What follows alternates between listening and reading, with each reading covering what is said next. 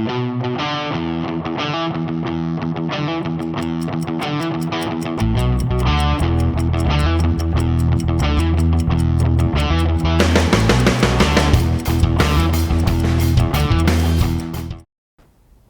Ben Hood, the director of the Palmer Public Library.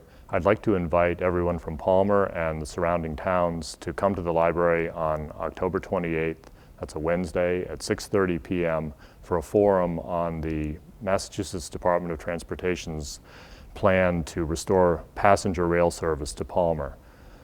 We will have a featured speaker, Senator Eric Lesser of Longmeadow. He is a proponent of high-speed rail service between Boston and Western Massachusetts. We will also have Senator Ann Goby of Spencer, who represents Palmer in the legislature. We will also have John McElduff, a Palmer property owner, who will talk about his experience in Beacon, New York, a small town in the Hudson River Valley, which was rejuvenated by passenger rail service. The library will serve light refreshments at 6 o'clock before the forum.